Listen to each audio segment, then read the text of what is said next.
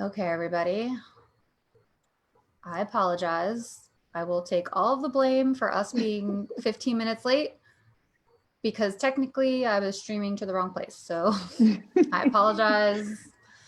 Yeah, it's funny because I was Wrong laughing place, right about time. how, yeah, exactly. I was actually on time, but just put it in the wrong place where no one could find it. So I'm sorry. It's kind of funny that we were joking about how whenever I do this, I always feel like I have to reteach myself, and then I messed it up. So I apologize to everybody. Hopefully, you are still able to join us because it's incredibly important to hear what Marie has to say.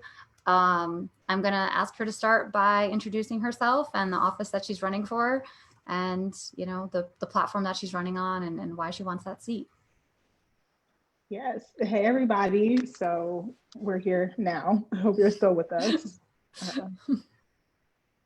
I hope you're all still with us. So my name is Marie Pinkney. I am running for Delaware's 13th Senate District. The 13th District covers Newcastle, Bear, Newark area. So kind of like the Route 9 area down to Route 40 and a little up to 73. So all that good area in Newark, Newcastle. So I'm really excited to talk to all of you guys today and tell you a little bit about me. So I'm a social worker. I work at Christiana Hospital doing discharge planning. So that means that I help patients effectively leave the hospital and go to a safer environment once it's time for them to leave. And that work is really what's inspired me to want to run for office, because it's really showed me how when we don't have policy that's intentional about improving people's lives, people get forgotten. So our campaign is focused on 4 platforms. The first one is healthcare, because I'm in healthcare, so I've seen a lot of the disparities that happen there. So one of the things that we really want to do is to create a Medicaid buy-in product. So what that means is that when people don't qualify for Medicaid because they make too much money and they don't have any other option for health insurance, they'll have the ability to pay to have Medicaid coverage at an affordable rate. Unlike our marketplace, which is quite expensive, our Medicaid buy-in product will be affordable for people to actually get coverage, so that we won't have another year of over 70,000 people being uninsured. Our second platform, our second platform is youth services. This one we also know is really, really important because our youth are our future. I know it's cliche, but it's the truth. So what our campaign wants to do is make sure that we're taking our kids, so not just in an educational standpoint, because education is a part of the youth services, but we also want to make sure that we're looking out for our kids outside of school, because a lot happens to them outside of school. So doing things like creating after school activities in our school systems that continue to serve our kids, as well as getting rid of the youth in training wage, which we'll talk a little bit more about, and anything that passes taking, so even improving our foster care system in the state of Delaware, which I've had a lot of personal experience with and is unfortunately incredibly flawed. Our third platform is gun violence.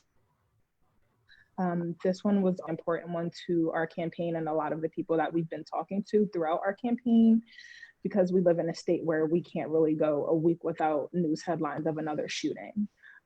Which I know, Jess, you said you just had one. So yeah, we're really looking to take care of some things that my opponent really didn't take care of, which would be getting some Senate bills passed. There are 3 Senate bills specifically, one that would ban assault right in the state of Delaware, one that would make it so that if you own a gun, you have to have a license for it, and then that says magazine clips are limited. So what we want to get those passed, as well as working to improve community policing throughout Delaware as well, so that is something we've been talking about. Our communities have more of a voice in what's going on when they're policed, and not just having to bend to the will of people coming into the community and making rules. We really want our communities to be able to have a say in what's going on. And then our fourth one is environmental justice. And with that, what we really want to do is make sure that our communities are treated equitably when it comes to clean air, when it comes to clean water, that Black and Brown and impoverished communities aren't forgotten or aren't strategically used to house chemical plants or other harmful agents in our communities, because a lot of it we feel has been strategic, because Black and Brown and poor and low income communities don't have the means to say, no, you can't come here and pollute our air and our water. Right. So those are our 4 campaign platforms. And I know we talked a little bit about it in the wrong chat, but we tried to not just be really personal to the things that we found important, but what we found throughout campaigning is that all of our platforms have been incredibly important to all of the people that we've spoken to this entire time. So, sometimes you have your voters that are one issue voters, and then sometimes you have the voters that they want to know everything that you stand for. And one thing that we've found, luckily, is that a lot of the voters that we've spoken to have been really in line with the things that we're looking to. Yeah. I mean, people recognize the problems that they're facing in their lives, right? Like, and they often know the solutions, or they have some ideas about solutions. And I think that's something that I've seen in the platform that we're running on. And it's great to hear you're hearing it too, because there are people that have been doing this work for decades and fighting for these things, but we need representatives who are going to pick up that work and push it along and actually back the work that those organizers and those activists have been doing, right? Yeah. And I think it's important to note, particularly when you're talking about environmental justice, you are running in a minority majority district as well, right? Yeah. So this district is broken up in a way that is the majority of the people who live in the district are identified as minorities. So it's about 30 to 40% Black, 38 to 40% Black. It's about equivalent white, as well as about 12% Latinx, and then the rest are categorized as other, which I despise other, but that's the way it breaks down in the data. Which is a topic. And we know that these communities are the ones that are more specifically and strategically and intentionally targeted for when it comes to over policing, when it comes to mental injustices. Like, they have some of the highest cancer rates in the area. And, it can't stay like that. It can't continue to be that because some people feel like certain communities have a voice, that those communities suffer the worst when it comes to environmental issues, which then turn into health issues, which then turn into issues in school. So these things we know are all interconnected. So that's why we were really strategic about targeting the things that we really feel like are going to make a difference in people's lives, and especially in Black and Brown communities and in income communities. Yeah. And I think particularly when you're talking about things like this that are genuinely and literally killing people, making them sick, status quo is just not acceptable for people in your district. And they absolutely need someone that recognizes what they're facing and is committed to fighting for them. So I think I really appreciate you running, obviously, and I'm glad that we're having a chance to talk more about it. Me too. Yeah. So I want to do a little bit of like a campaign update, tell people what we've been working on. So I can start.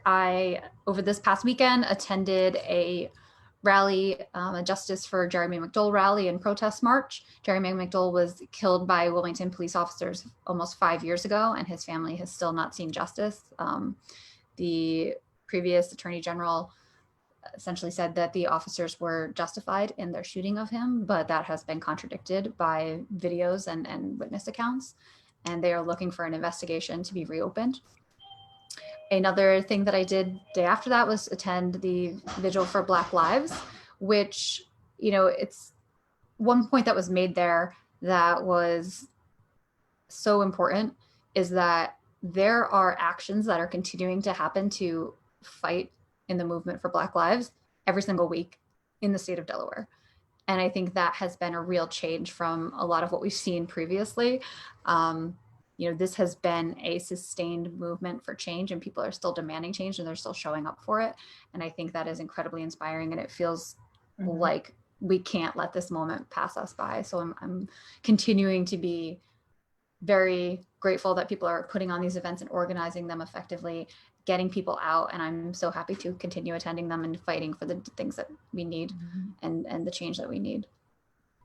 I've also done a few interviews. So there's a few that you can already see. I did the Polititalk podcast with Tanbir. So that was posted yesterday. I think I've shared it on both Facebook and Twitter, so you could check that out. I was on the radio with Rick Jensen last week. So that is also available on Facebook and Twitter. And then today I did an interview with Daily Burn, which will be coming out soon. So we'll share that when we have it. And then my other kind of update here is that we've got merch on the way. We have t-shirts and yard signs on the way. So if you're looking for that, keep an eye out. If you want a yard sign, please email info@justfordelaware.com and we'll make sure we get you that. And I've got some celebrations, some campaign wins. We broke our phone banking record last week 3 times. So we are absolutely building momentum and volunteers are really doing the work here. So it is a good time to join our campaign to become a volunteer. And you could do that at justfordelaware.com volunteer, and I'll make sure to say that again at the end. But so that's what I've been doing. Are there any kind of updates from your campaign? What have you been focused on, Marie? Yeah, so we've been doing a little bit of everything. We're in the last home stretch of this campaign, so we've been pulled in 1,000 directions. We attended a community day event in Newark, not this weekend, but the weekend before.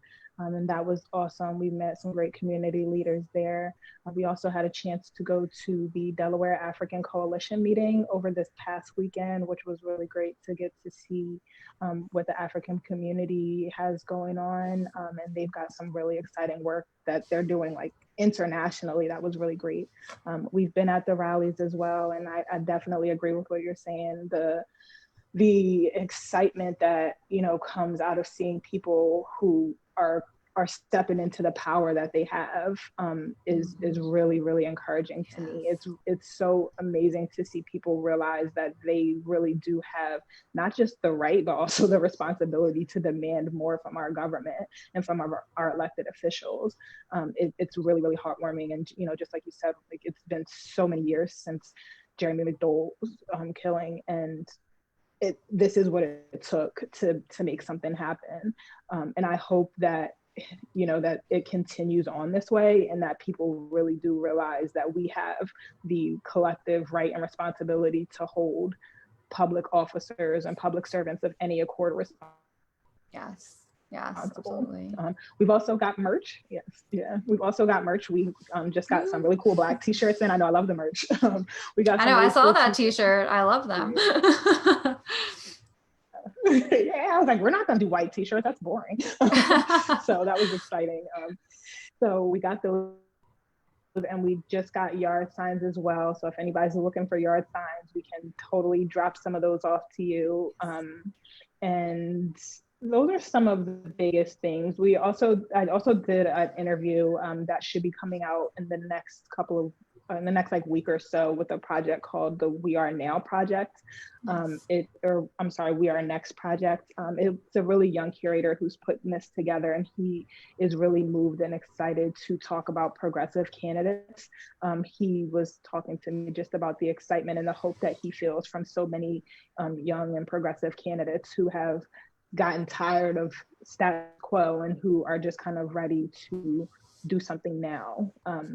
I've been listening to, I love podcasts, and anything you hear me on, you'll probably hear me talk about how much I love podcasts. I've been listening to a lot of podcasts, just of people like Angela Davis and James Baldwin, and just older ones. And one of the things that's really been kind of a sticking point for me is just how all these years later, we're having the same conversations, we're asking and demanding for the same things that people have been asking for decades.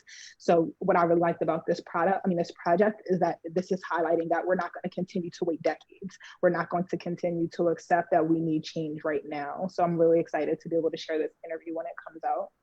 And then other than that, we're doing lit drops. We still stayed away from canvassing. Yeah. But if we see people out while we're lip dropping and they would like to talk, we're more than happy to talk, but we're just trying to be respectful of people's comfort level. So what we do is typically call a neighborhood ahead of time and let them know that we'll be in the area. And then if they're interested in talking, then we'll stop and talk when we lip drop, but otherwise we just leave lit. That's a really good idea. I know we haven't gotten back out there yet either, because we're kind of seeing things seemingly spiking again, and and really trying to make sure that we protect people and not be a part of the problem. But the idea about calling and letting people know is really thoughtful. So I want to touch on just a couple. Go ahead. Have been willing to talk. Yeah. No, go ahead. I was just saying a lot of people have been willing to talk, but we're feeling the same. We don't want to, make anything worse. We don't want to make anybody uncomfortable. Yeah.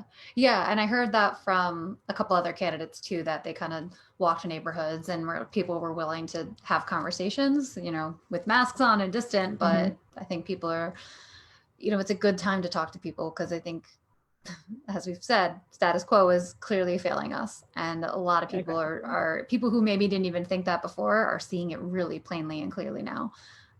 So these conversations are crucial.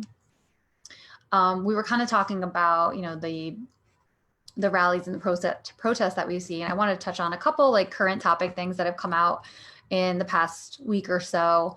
There was an article in Delaware Online today talking about police reforms and what's being asked for, and particularly in Newcastle County.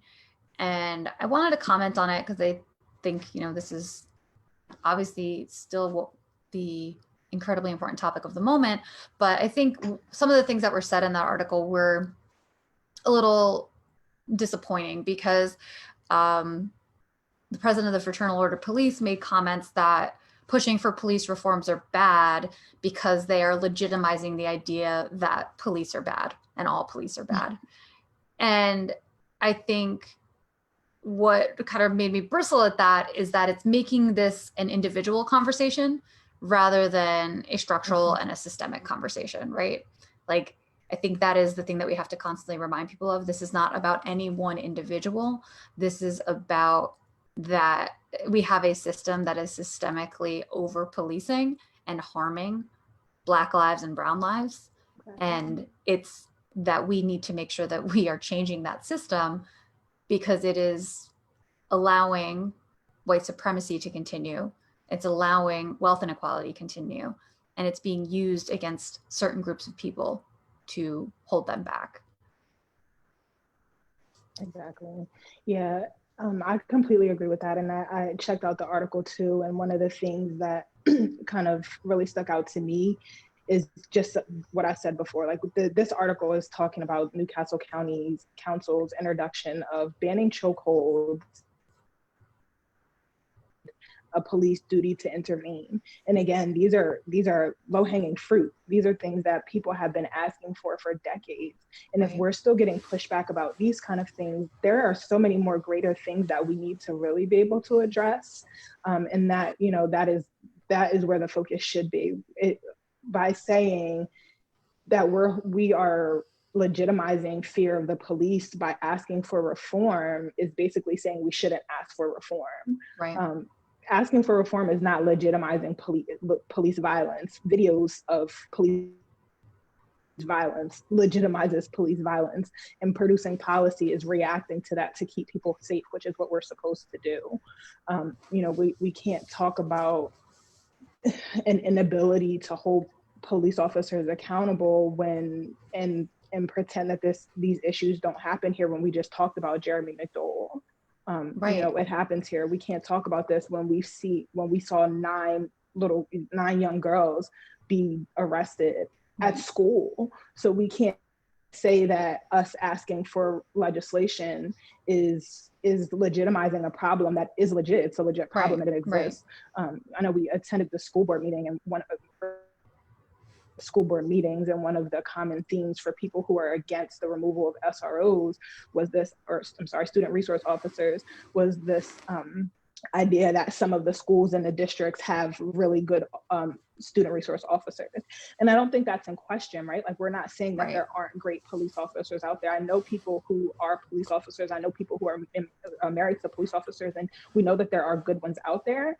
But when it becomes that we're talking analytically and the vast majority of SRO encounters aren't positive, when it becomes that the reason that SROs were introduced into schools is not even being addressed, but we're talking about 9 girls being arrested and detained at school, we have a problem. And I think that instead of looking at this as an accusatory issue and us saying that all police are bad, we need people like in the Fraternal Order of Police and Newcastle County Police to realize is that what we're saying is that the issues that are going on in our schools and in our communities can be better addressed in different scenarios. Right. You know, if we're talking about students in school with consistent behavioral health issues, social workers, mental health workers, we know are the ones that actually can help students and families get to the bottom of those issues, instead of police officers who don't receive training for that. I'm a social worker. I have the $100,000 worth of debt to show that we get educated to be able to do these kinds of things. Right. And I believe that, and not just speaking for my profession, but I believe that people who are trained for situations are the ones that should respond to situations. Right. And I don't think it really needs to get more convoluted than that. Right. And that's really what we're talking about, right? It's recognizing that a police officer is not the right tool to use in every single situation, but it is the only tool we really have in our toolbox in most cities. And that is the problem that we're trying to address. Exactly. And I think that point of transitioning to the conversation about school resource officers is incredibly relevant right now too. We saw school board votes in Red Clay, as well as Christina, that board members had brought proposals to remove the SROs from school because, as you mentioned, they're ineffective. They have not necessarily followed through on the purpose that they were put in those schools in the first place. And we have seen that we're adversely impacting Black and Brown students and causing harm unnecessarily. And it's really about looking at the foundation of policing and changing that, right? And I wanted to talk about the school board votes because the Red Clay one is the one I attended. I'm a Red Clay resident, and there were 400 people who joined that school board meeting via Zoom. And there were dozens and dozens of people who made public comment on this issue. And I think that was, again, we're kind of talking about these protests and these movements, like there's a lot of energy right now around people recognizing what they want to be different in their communities and in their society. And I think we have to keep building on that. We can't let people get beaten down, because that's what causes disillusionment and that's what causes people to disengage. So it's incredibly important that we have people in positions to actually make this change, who are willing to make this change. And I think that's why your candidacy is so exciting. I want to maybe take a moment just to reintroduce ourselves here. For anyone who doesn't know me, because if you joined late, which was mostly my fault for messing up the stream, I'm Jess Scarane. I'm running to represent Delaware in the United States Senate. I'm running to be the first woman to do that from the state of Delaware.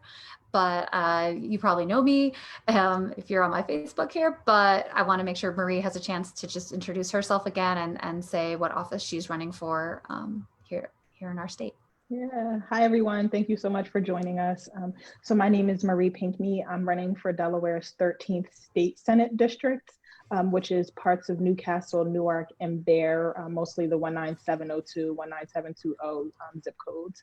I am a Newark resident, and I am a social worker at Christiana Hospital. Awesome. Yeah, so kind of moving along here. You make that point about working at Christiana Hospital. I want to talk about healthcare as well as the concept of health justice. I think you are incredibly expert opinion on this. One thing that's important is making sure that we're fighting for this across different levels of government, and that it's not just a federal issue or just a local issue, that we attack it from every single level.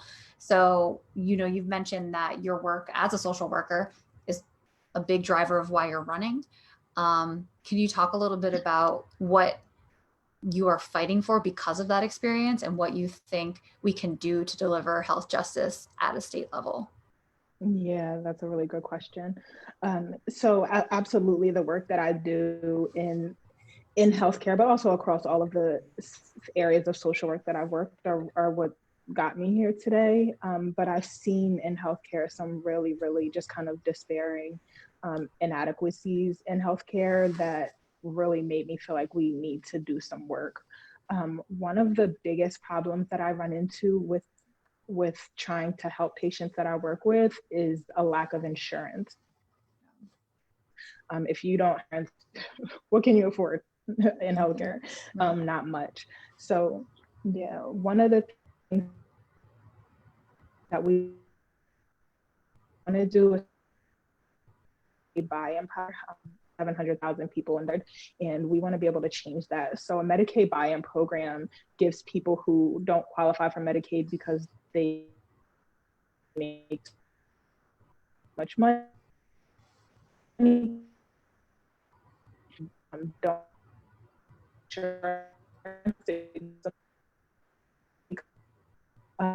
incredibly would have to buy a Medicaid product through the state of Delaware. And with that, it would also drive down costs from the healthcare market because of the competition.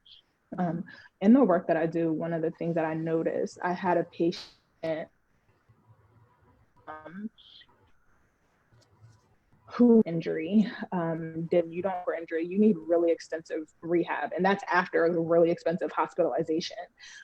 But because rehabs are, although they're acute, they're not hospital level. So a rehab has the option to say, I'm not gonna accept you because you don't have insurance. If you walk into the hospital, they have to treat you. But once you start talking about post-acute care, if you don't have to be treated, hope that maybe some company or organization will take you at a charity case, but they don't have to do that, and they usually do it on a quota. So we want to make sure that we can get rid of that problem for people.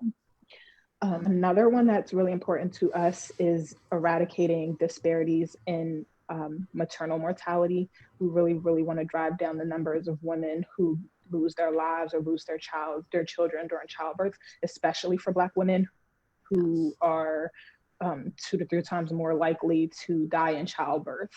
So that's a really big focus for our campaign, is to be educating providers on the idea that systemic racism is really the primary cause for the death of Black mothers, and that by addressing systemic racism in organizations, we can and some of the disparities for Black mothers. And by ending disparities for Black mothers, we're also improving healthcare outcomes for white mothers, Latinx mothers, Asian mothers, and any other identifying mothers. So that's a really important one for us as well. Well as I did talk about like the spinal cord injuries. So one of the things that we notice in Delaware is that if a patient in Delaware gets into any kind of accident and they have a spinal cord injury, which means they become paralyzed or quadriplegic, or if they have a really severe brain injury, I work with those patients a lot, and there's nowhere for those patients to go to receive treatment once they leave the hospital if they need inpatient treatment. They have to go to Pennsylvania is the closest. So we're sending people to Philly almost an hour away after they just had a severely tragic accident and they need their families. They have no option. If they want to get the best post-acute care possible, they have to go out of state. So we're hoping to work to be able to attract more in-state providers for all kinds of things, but specifically brain injuries and spinal cord injuries, as well as mental health and substance abuse providers in the state too.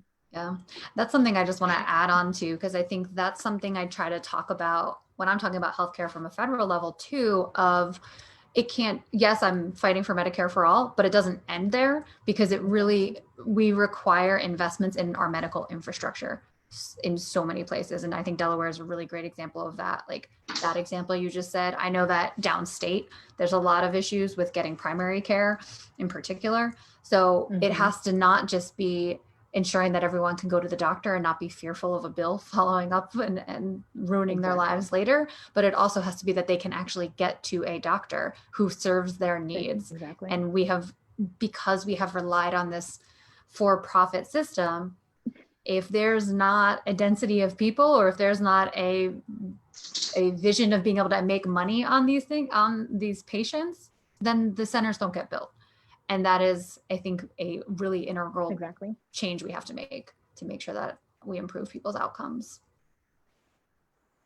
Absolutely. That's actually something that's really important to us too, is like you said, expanding access to primary care providers up and down the state. It shouldn't be that patients have to drive to other states or drive all the way up to Newcastle County just to get regular basic care. especially in our rural Absolutely. areas too. Right. Absolutely. So another question we have here are, what are your thoughts on how we can promise workers a living wage at the state level? Great question.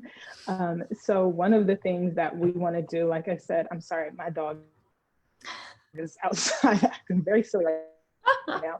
No One of the worries. things that we want to do is to get rid of Delaware's, he's having a fit that he's out there. We want to get rid of Delaware's youth and Yes. training wage, Snaps. which basically, oh, that's so funny. If any of my friends are in the comments, they know how I feel about a snap. So the Delaware Youth and Training wage basically says that if you are an adolescent or if you are in training at your job, that because of one of those two simple things that you have, that a company has the right to pay you less because you are underage or because you are still in training, which is just, to me, incredibly presumptive that because you're a teenager, you don't need money. I know plenty of teenagers who are helping support their families, who are paying bills, who are taking care of siblings, and they can't afford to pay less just because they're a teenager. They need it more than anybody. And also, who needs money more than a person that's in training, which means that you probably just came from not being employed. So you're probably really counting on those first couple of checks. So we really want to get rid of that. And we also, of course, want to see at a minimum, a $15 minimum wage. Although at this point, we've been asking for a $15 minimum wage for so long. I don't even think that that's going to be equitable for people. It's not really going to change the lives of people, which I know those are two that are also pretty important to you as well.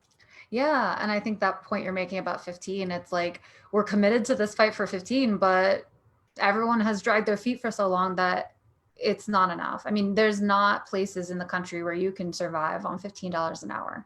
In the state of Delaware, to afford a 1-bedroom apartment, you have to be making $18 an hour.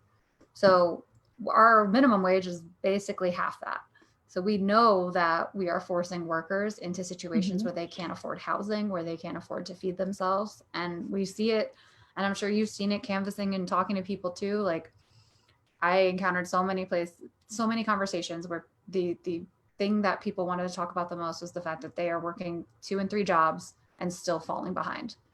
And it is inexcusable. We absolutely need to guarantee that everyone is making a livable wage, and that we don't just raise it and then walk away for another decade, which is what has been happening. It has to actually be tied to consumer costs and inflation, these things that actually affect what your real true take-home pay is. And I do think that Delaware should be frankly ashamed of that training wage. I think you make a really great point that it's coming from this perspective of, oh, teens are just trying to get money to, put gas in their tank and go to the movies and hang out with friends. And it's a completely one-sided and blind argument and privileged argument to say that teens don't need to be making the same amount of money as someone who's over 18. And imagine being that 17-year-old on the floor, sales floor, or whatever that job is, next to an 18-year-old and knowing you're doing the exact same work and you're not making the same wage. I think that is, frankly, I would say, setting their expectations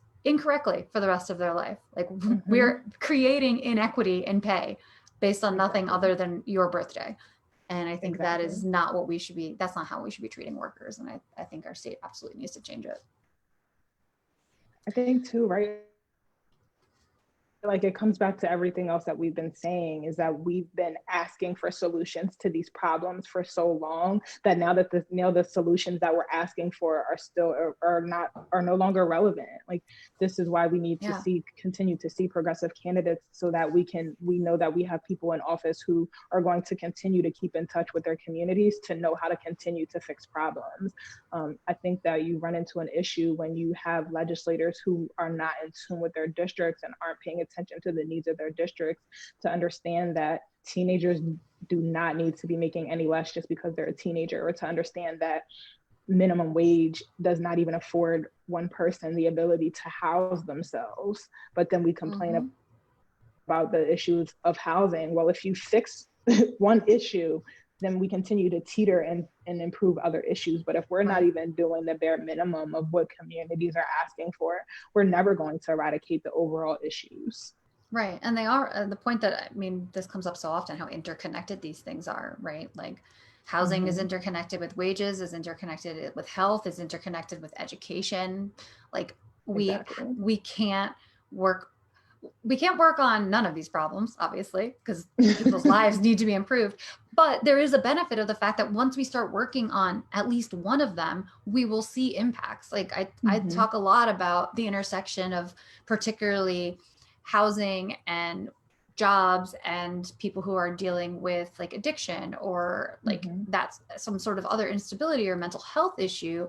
If you can give someone housing, that is sometimes enough to fill the gap of what they need to create stability in their lives so that they can jump off of that foundation to go find a job or get the healthcare they need, whatever it might be. So once we start, we just have to start making progress on these things, and we're not going to get there with the people that we have. And we have to also elect people that recognize that like getting the minimum wage to $15 and then walking away for another decade is not it either. And patting yourself on the back because you know they pat on the backs. Right. We did this thing and it wasn't great. And then it happens. And the people who it actually affects are left feeling like, no, this isn't really great. This isn't enough. And again, that contributes to that same disillusionment I was talking about earlier, that people just, it breaks the belief that government is capable of doing good. And I think that's a real disservice to the people in our state. All right. So something else you talked about in your upfront was environmental justice. And I know that you support a Green New Deal for Delaware. I know that Medina Wilson Anton, who's running for RD26, who I talked to a couple weeks ago, does as well. I'd love for you to tell our viewers what that means and what that looks like at a state level. Yeah, so first and foremost, I definitely give the props to Medina, her and her campaign wrote an amazing piece of legislation. And we want to see it. we need to see it. It's beyond time that we go green. And I sometimes when I'm talking about this, it's bizarre because it seems like it should be just such common knowledge of a conversation that we don't have time any longer to do environmental justice and environmental issues. So one of the biggest things from the bill that Medina's campaign wrote and that Medina wrote is switching our state to complete renewables by 2050. We need that. And I think to our campaign, something that's also really important with that is the idea that then by doing this, we're creating jobs that are also green jobs. So we're employing people, which is helping sustain communities. We're also with this, what we would like to see is the idea that once we do implement a Green New Deal, that we're talking also about making sure that those things are intentionally driven towards Black and Brown communities and towards low income communities who have suffered the most environmental justices. So when we're talking about being equitable, when we're talking about being just, we're making sure that we first take care of the communities that we've not taken care of for a very long time first, and that we're intentional about that, because environmental justice then turns around and, like we said, because it's all interconnected, then turns around and breeds healthcare issues that communities need assistance with as well. So if we can introduce a green new legislation that has our state completely green in 30 years, that's beautiful. And that's exactly the thing that we want to see. And we want to see that continue to build into something that also turns into positive healthcare incomes, positive housing incomes, positive schooling incomes. So we're really, really excited to see that. At a bare minimum, what we want to see is that people have clean drinking water and clean air. Things that we have the opportunity to talk to a lot about with our constituents on our campaign is how we focus so much on what's going on in Flint, Michigan. Not that it's not a horrendous issue, but also bringing awareness that it's occurred here as well. We don't have to go all the way to Michigan to find people who are not drinking clean drinking water. It's happening right here in Delaware in so many communities. One of the most notable is the Blades, but it's not just the Blades either in Delaware. So we want to make sure that people know that right now the water that is siphoning through our houses is not clean water for a lot of people, and that when we're talking about doing something about that, we're being just and targeting the communities who have been drinking the most polluted water for the longest amount of times. When we're talking about cleaning up air. We're doing it for the communities who have been left out of that for so long. So when we start talking about the Blades, one of the things that struck me the most about that story, and I'm not sure if people know, the Blades is a community in Lower Delaware. Maybe give a little background if you want to just describe the issue that they're experiencing there. Yeah, so the Blades is a community in Lower Delaware that the water was tested for a cancer-causing agent. It was tested for a cancer-causing agent, and when they started the testing, this is what was so profound to me and a lot of the people that I've spoken to, is that as soon as they started the testing for this cancer-causing agent, they found it, which means that it had been there. There's no way to tell how long it had been there, to tell how many people were impacted by it, because it's not anything that had been tested for before. So this community has been drinking cancer-causing water or bathing in it, washing their clothes in it, drinking it, feeding it to their pets and animals for who knows how long, because it wasn't monitored and it's not tested in those kind of communities. And the same thing with communities up closer to this area and closer to our district. In the 16th district where I grew up and where my mom still lives, there was a major gas leak at a company called Croda, which is literally 2 miles from where I grew up. And that gas leak was so massive that it went across the bridge and impacted parts of New Jersey as well. And that company, this is like 2 years later, well, it wasn't 2 years when they reopened, a little bit over a year and a half later, they reopened and they did a testing of their alarm system that is them to notify people if there was another gas leak, which, number one, that's an issue there because we're preparing for it to happen again because we don't pay enough attention. But then members of the district told us that people who were within that one mile radius couldn't even hear it. But I just said that this thing went all the way to New Jersey. So where my mom lives to this day and where so many members of the 16th are live, if there is another gas leak, they would not be notified. And it's interesting because I was talking to my mom about this and she didn't even have an idea that the gas leak happened the first time. God. So many people in the nation she lives but here it is these years later, and my mom has major COPD issues that may or may not, we don't really have a way to know, but may or may not be attributed to that. And these are not isolated stories. And I think that's the thing that concerns me the most, is that these aren't isolated stories. These are stories that if we dig far enough, we can find multiple thousands of people who have been affected by these issues that we don't have time to not take care of anymore.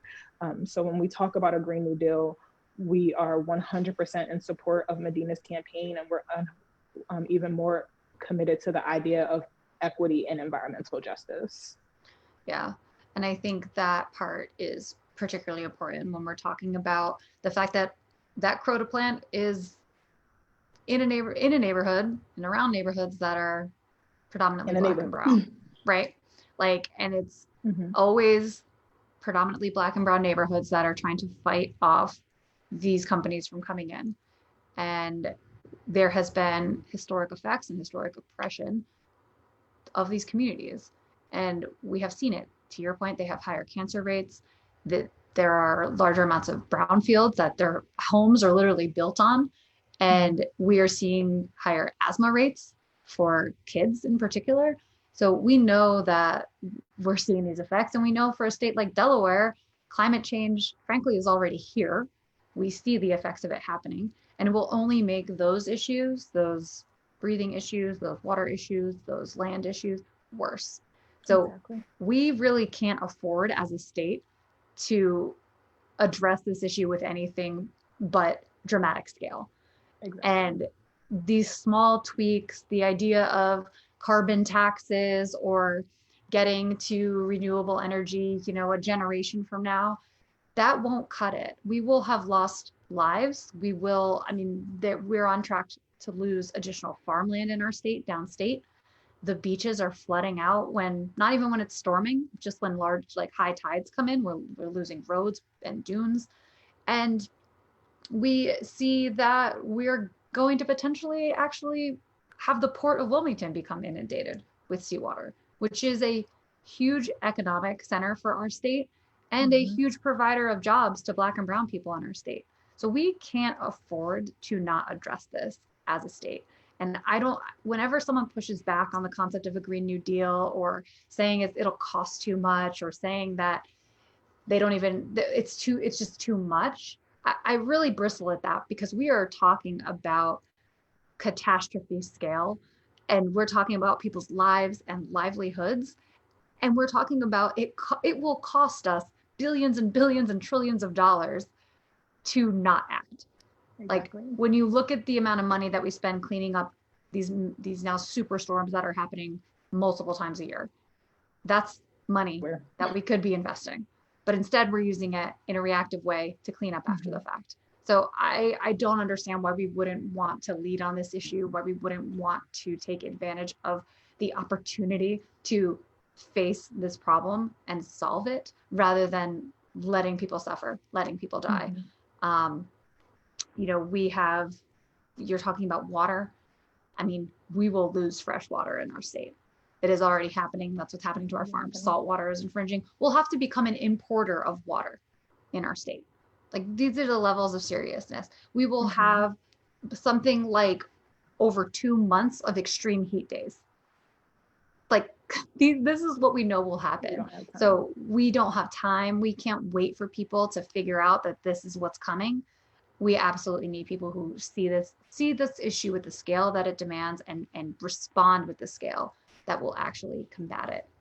And I think the point that you make about a jobs guarantee is incredibly important to me from the federal level as well, because there's no excuse to have people be unemployed in a country where there's more than enough work that we can put people to work doing, particularly when it comes to environmental repair and innovation.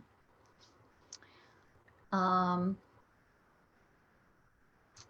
right, so I know we're at 8:30, but we started a little late. So do you still have like 15 minutes or so that we can stay on, Marie? Okay. Absolutely. Well, we didn't technically start late, but I messed up. So I appreciate it. All right. Sorry, guys. Hang in with us. I know, it was on me. So there's a question here from the chat on homelessness. Homelessness in Delaware is bad. Can you explain housing as a right movement? We talked a little bit about housing before, right? I think I can kind of start here from my perspective on this. And whenever homelessness comes up, I think it's incredibly important to make the point that this has been a choice. It's not a choice of the people who are experiencing homelessness. It is a choice of the people who have been in power, because the Housing and Urban Development Department estimates that it would take $20 billion to eradicate homelessness in our country. That is actually less than the amount of money that we added to our military budget just this year. So we can do this. We have the money, we have the resources. We need people who see these issues as priorities. And that's really the core of what I've been pushing for, is a homes guarantee. We can take care of people in our country. We can guarantee that every single person has a good standard of living, and that includes housing and healthcare and education and a clean environment. So I see this as an issue that can absolutely be solved from the federal level, but I'm curious if you have a perspective on state level, or a little more locally, what we should be looking at to combat this issue. Yeah, that's a great question. I'm excited to have it. When we were at the Community Day event a week ago, I met one of the residents of the 13th District who's passionate, incredibly passionate about the homeless community in our state. And we've kept in touch and talking about it. And she sent me pictures and videos, and I'm actually going to go down there with her when she's down there feeding the homeless community and providing them with donations. And as beautiful and commendable it is, the work that she's doing, it should not be the responsibility of one person or one church. It shouldn't be that when we pay taxes and we pay to our government to be able to take care of and Instagrams, or at least provide funding to programs that should be doing those same things. Some of the things that our campaign would like to see, and some of the things that we've talked to people who are passionate about that population, are the idea of bringing the tiny homes communities to Delaware. And able to have communities for homeless populations where they can also then receive services and support from social workers, from mental health workers, from financial advisors who then help sustain that and then move from tiny housing communities into their own communities that they're able to sustain and take care of and care for themselves and provide for themselves are some of the things that we really want to see, as well as improving access to public transportation for the homeless community so that they can take care of themselves transportation wise as well, because especially here in our district, public transportation is not great. I mean, anytime you have to take 2 buses and take 2 hours to go somewhere that's 30 minutes away, we have a problem. Right. So one of the things that, so we really want to see some changes in our public transportation so that our homeless population has the ability to get themselves to back and forth to their housing, get themselves back and forth to jobs and job interviews and to different programs that will provide them the support that they need, so that, like you say, we no longer are choosing to allow people to be homeless, that we're not turning our backs to people living in tent cities and saying that it's okay. Right. Because it's not okay. No. And I think that point you make about like transitionary services is really important too, because like it can't just be putting someone in a home. It has to be making sure that like they're able to kind of transition and get other care that they might need. All right, so another question here from Steph is, Delaware is the only state left of all of our surrounding and connected states that does not yet support non-binary identities. Do either of you feel this is an important LGBTQIA topic on either state or national level? For me, no. Short answer, yeah, absolutely. This is something that I have in my platform as a US Senator, pushing to make non-binary identities an option on all federal documents to ensure that our government and any departments that anyone is interacting with are inclusive as possible, and making sure that that process is also much smoother than it currently is, because people who are either transgender or non-binary really face a lot of barriers when they are trying to change their legal documents, and that absolutely should not be the case.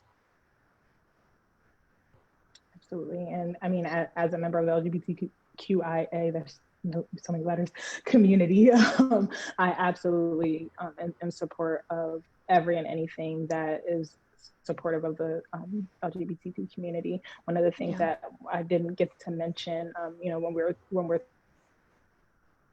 talking about what it looks to on a federal level, is the idea of making sure too that when we're talking about Medicare for all, that under that we're also including health coverage for the transgender population.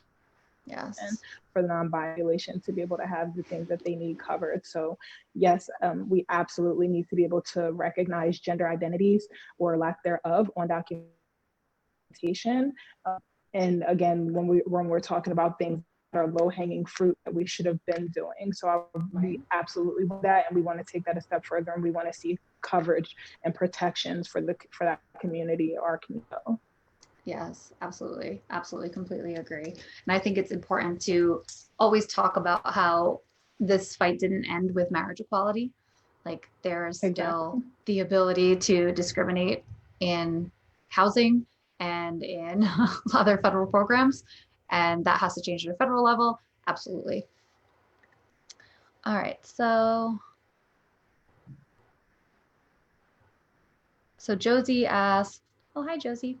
What are your thoughts on all the shootings taking place in the city of Wilmington, where our young people have been injured by gunfire? And we kind of touched on this too. Like, I know I see this as being a lot of facets and being multifaceted, right? Like, yes, the legislation that you're talking about, and I think it's good to kind of reiterate that in a moment, is incredibly important. But I think we also have to look at some of the root causes that are leading to that gun violence, because we're not only going to legislate it away if we don't do right by people. So coming back to that wages aspect, like people need to have legitimate economic aspirations and prospects and options to avoid. That's where most crime comes from, right? It's often crimes of poverty. And the same thing goes for education. I really see as having free, equitable fully funded education from childcare all the way through trade schools and colleges, so that people have academic prospects. They have some hope for what their life could be. Because when we only treat communities with policing and not any real resources, we are not doing right by them, and we are not giving them the tools and resources that they need to live good lives. And I think that is a big reason that we see as much crime as we do in our city and our state, or my city. And I don't know if you want to talk on the just the bills again in the state senate that you were kind of mentioning before, and like what they would what they would do.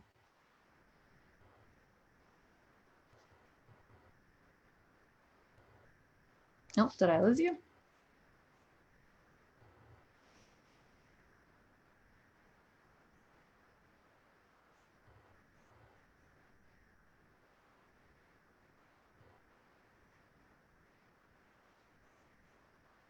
I see your video, but it looks like we maybe lost sound.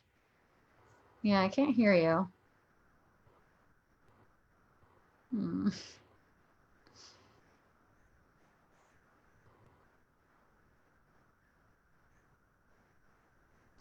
Do you want to try to go out and come back in?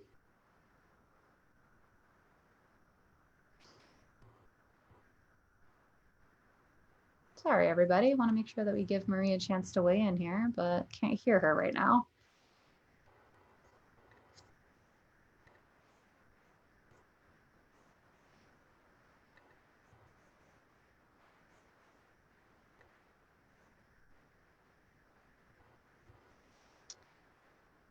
Marie, maybe if you try to leave the Zoom and come back, it'll like reconnect, because I'm not, for some reason, I still can't hear you.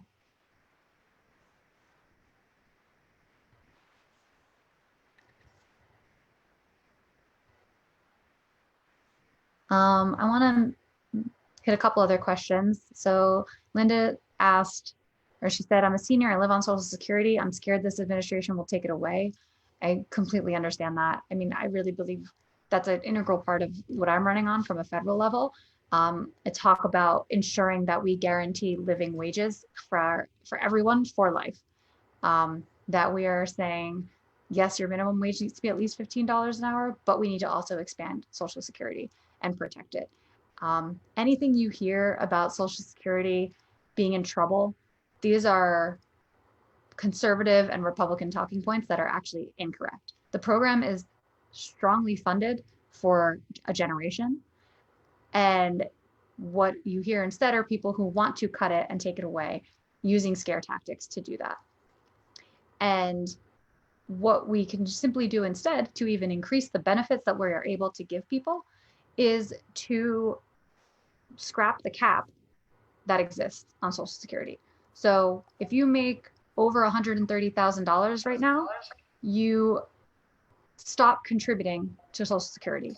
So that means the people who are making the most money in our country are actually that not contributing their fair share to the program, and then they're drawing off of it in for longer times and in higher volumes. So this is a sustainable and strong program. There is no excuse for people to be using scare tactics. And unfortunately, it is also something that my opponent has done in the past as well, saying that all options should be on the table when it comes to Social Security and Medicare because of fear over our deficit. And I think that is completely inaccurate. These are programs that we have invested in, and we need to ensure that we're guaranteeing them to our seniors. So Marie, it sounds like we maybe have you back. Ah, no. How about now? There I got it. Perfect. All right. Sorry, guys. We're working through it. Do you want to jump back to Josie's question about gun violence and just kind of finish that, cap that off there? Yeah, absolutely. Thanks, Miss Josie, for a great question. So one of the reasons that I mentioned that I got into this race is because of a lack of movement around gun violence. And just like you said, the pieces of legislation that were held up in Delaware State Senate were low hanging fruit. Again, like these are things that research, experts, data has shown us time and time again that have positive impacts on gun violence in states and nationwide. but they are by far not going to be the things that completely get rid of urban gun violence, which is the majority of what we see in the state. So when we're talking about poverty, we know poverty breeds violence. So we're looking at how do we eradicate poverty in communities to get rid of violence. We're talking about how do we improve people's access to employment, people's access to education. We're talking about how do we implement community policing so that communities have more say and feel more encouraged and empowered to be able to protect themselves and protect their communities. So, we know that the gun violence in the state is an issue. I'm not sure if you touched on it, but just this past weekend, there were 5 teenagers that were shot. Not even all of them weren't even teenagers. I think the youngest one was 10. 10. 10 years old. Babies. And these are, patient. These are people that I've seen as patients when I go to work. I see what it looks like in those first few moments after of someone's loved one was shot, and sometimes they survive and sometimes they don't. So we're not just talking about impacts that it has on the life that was just lost, yes, or the body that was just paralyzed. We are completely destroying entire families. We're messing up entire mental health problems in families. Yes. We're talking about more poverty in families if they're losing the employment of a loved one. These are all issues that then after that shooting has occurred, that then come and hit families that they don't even have time to process or think about because they're stuck in grief because they just lost a loved one or because their loved one is traumatically injured. So these are issues that are some of the first things that I really want to address is the gun violence that goes on in this state, because I think that it makes no sense that we can't really go a week in the middle of a pandemic without reading a headline of a shooting in our state.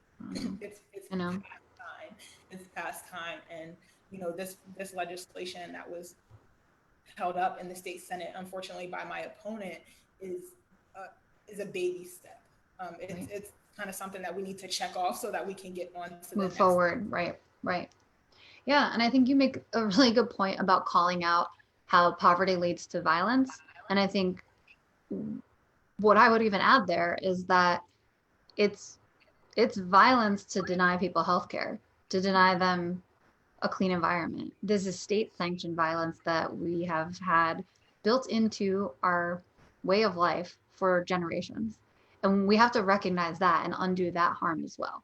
Because to your point, that is what's propagating the person-on-person violence that we're seeing. It's structural violence that's leading to individual violence. And I think we have to eradicate those problems as well. All right, we do have a few more questions. I'm hoping we can get through them. So question for you, Marie.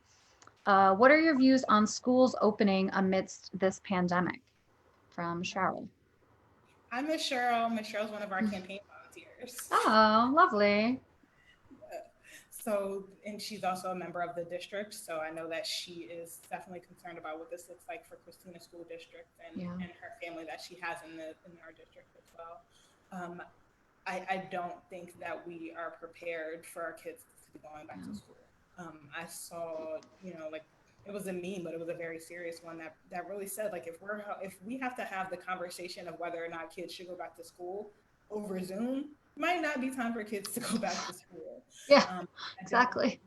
I don't think that we're properly prepared to do that. I think that we struggled enough getting kids to transition out of school immediately and responsibly, and to then put them back into another situation where they may be going to school half a day, or they may go to school 2 or 3 days a week.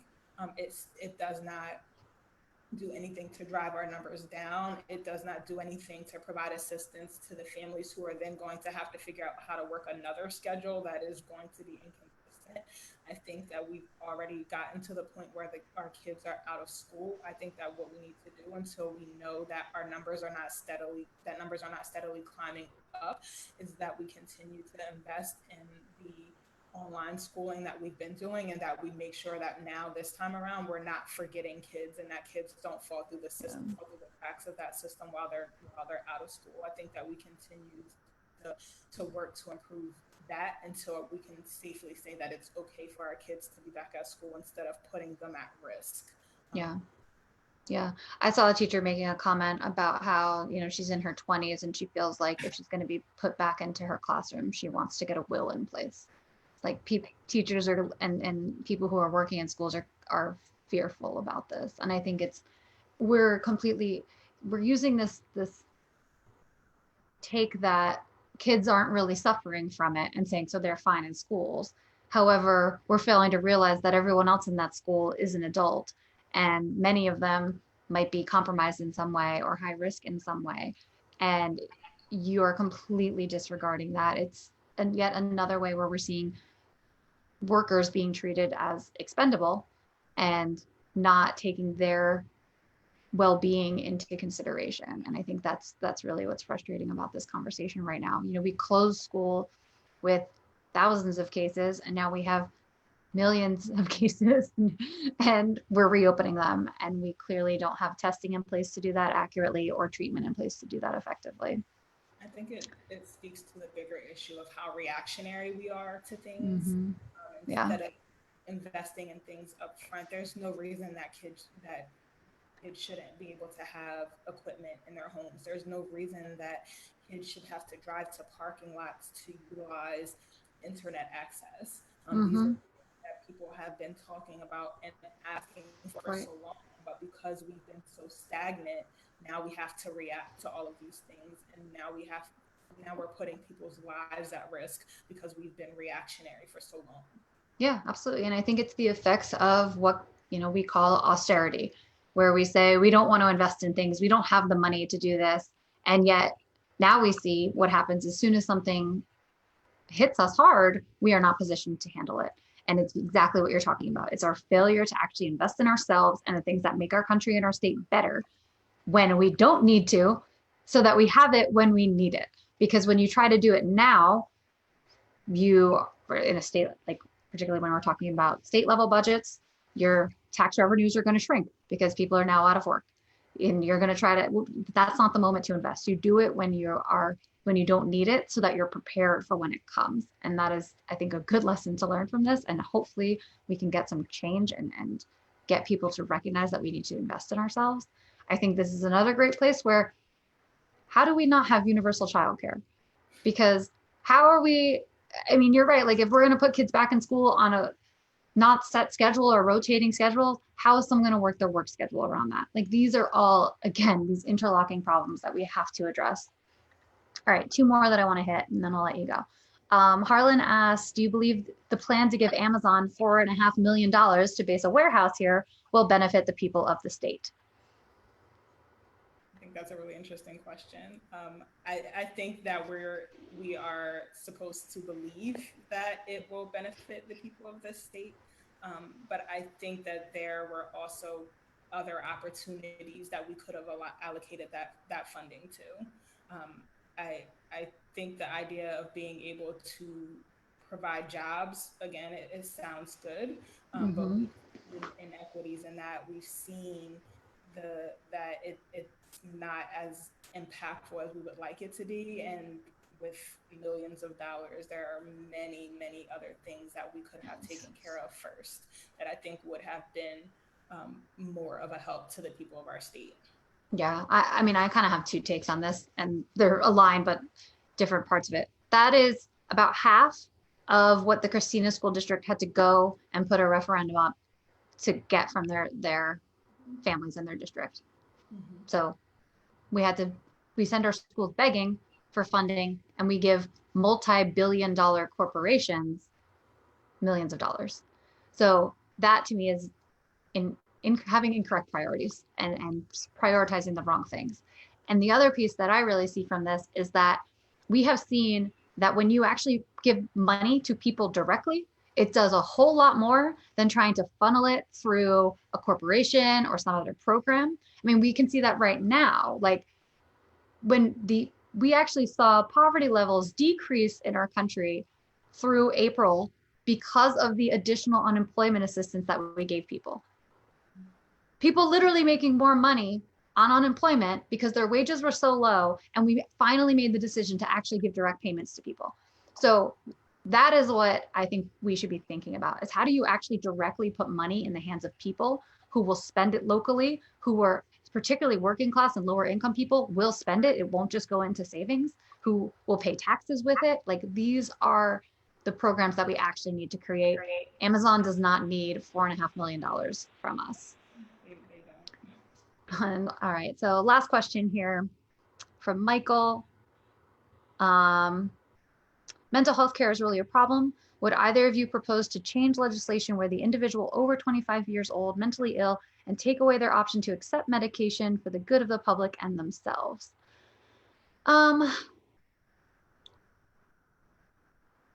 I'm not exactly sure what this would look like. I think in general, my feeling is forcing anyone to really do anything is not really the way that I want to look at legislation or programs that we institute. I think when we are talking about mental illness, and I think we've alluded to it in some of the conversations we've had here, is that we have an issue of not having enough providers for mental health care. And we have an issue of the fact that even if you have insurance, mental health care is still not affordable or attainable. A lot of providers don't accept insurance. And even if they do, it often still costs you potentially hundreds of dollars for sessions that you need. So I think when we're talking about mental health care, it's really about, again, investing in that infrastructure, making sure we have the doctors and the counselors that we need, as well as ensuring that we move to a Medicare for all system that includes comprehensive mental health care coverage so people can get the care that they need. Yeah, I completely agree with that. I think when I think about trying to find solutions to things, I think about making sure that we're actually addressing problems and not just symptoms. That's the healthcare brain in me, right? We're not just being reactionary to symptoms, and we're not just treating things that are a result of a problem, that we're actually getting to the root causes of the problem, so that we are, like you said, we're making sure that people have access to mental health providers. We're making sure that they have the transportation that they need to get to mental health providers. We're making sure that they have the insurance coverage that they need to then continue to follow with those providers, that we're taking care of the whole person and not, again, just being reactionary to symptoms of issues, so that the issue then is eventually gone. If you continue to just treat a problem or a symptom of a problem, the problem never really goes away. Right. You're masking the problem. But what our focus is to actually being able to get rid of the problems that people face and not just put Band-Aids on situations that will eventually bleed through the Band-Aid. That was very, very healthcare. Very grim, very gory, but you're absolutely right. You're absolutely right. Okay, I said last question, but then another one came in and it's a good one. So I want to make sure that I pose it to you. What is the biggest way you believe you can improve life for all Delawareans of any class or color? I want to ask you, and then I'll answer too. Yeah, that's a beautiful question, and it might lead me down a tangent of things, but I'll keep it brief. One of my very favorite books is How to Be an Anti-Racist by Ibrahim. And I think that anytime we are talking about improving the lives of Black and brown people and people of color, that we have to do it in a mind of anti-racism. So it's not enough to say, I am not a racist. It's not enough to say that this policy will improve the lives of every Delawarean. When so much of policy that was created in our system was intentionally created to disadvantage people of color, Black and brown people.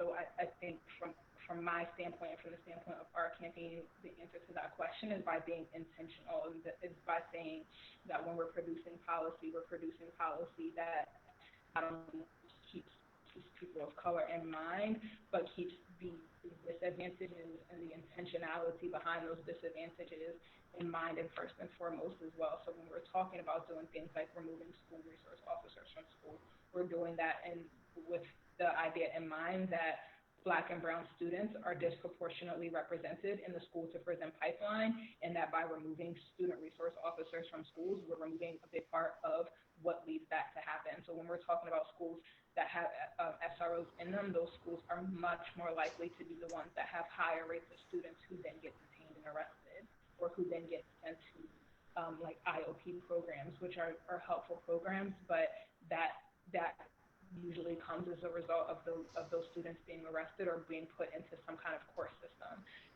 That's not helpful to Black and brown people. It's not helpful to people of color. So the short answer to that is that I as a person, and I as a candidate, and I as a public servant will be very intentional about making sure that the policy that we produce is reflective of the disadvantages that have impacted Black and brown communities for so long, and of dismantling the policy that was intentionally put in place to Right. Right. It can't just be we say, oh, well, that's the past, so we need to move forward. There has to be some repair of the harm that's been done in all of these things. I think from my perspective on that, one of the things that I always come back to is why it's so important to build labor power in our country, because we know that things like wealth inequality and income inequality are just perpetuated by lower income people being underpaid, Black and brown people being underpaid, and the inability to have true democracy in our workplaces is holding us back. So I always kind of come back to that as something that I want to fight for from a legislative perspective. But again, it goes back to a little bit of what you were talking about before about not being reactionary. When we build up that power, we have it to call on when we need it. And right now, we don't really have it in any strong way because things like unions have been systematically destroyed for an entire generation. And I really see that, yes, absolutely, let's get better people elected who are committed to representing people and representing, to your point, in a way that is anti-racist and actually repairs harm that's been done. But let's also make sure that we are organizing and building power outside of the government so that these forces can work together with the focus of people at the center. So, all right, well, I want to thank everybody so much for taking the time. I think that's a great place to end and a really good question. I'm sorry that I delayed us and now I've kind of kept everybody for an extra half hour, but I hope it was worth it because Marie has some really awesome policies that she is running on in the 13th Senate District, and I'm glad we had a chance to talk. I think having this many candidates who are running in our state this year who are people and justice oriented is incredibly exciting to me. I'm really excited to continue working with you, Marie, and pushing Delaware forward. So can you tell people what they can do to learn more about your campaign or volunteer or donate? Like, how do they do that? I can. So you can learn more about our platforms at our website, and that is marieforsenate.com. The full is spelled out FOR. You can also check out our Facebook page that we try to keep pretty active and engaged. That's facebook.com/Marie, the number 4 Senate. And the ability to donate or volunteer is located on those platforms. You respond very quickly. So if you reach out on either of those platforms, you'll get a response back really quickly. Oh, hey, buddy. Oh yeah, here's Oscar. Bill's giving up dog duty. I've asked him for too much.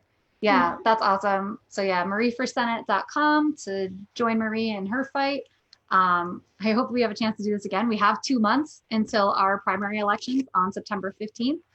So now if you're watching, this is the time to get involved. This is when we build momentum. It can't be in the last couple of weeks. You have to do it now. You have to help candidates that you want to see in office now. So if you're willing to do that for our campaign, you can go to justfordelaware.com/volunteer to join us. And again, you can find Marie at marieforsenate.com. So I hope to keep doing these events in the future. I hope that everyone enjoyed it. Stay tuned. I will be back Monday by myself, I believe, next Monday at 7:30.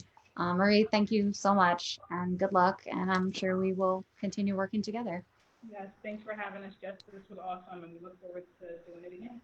All right, bye.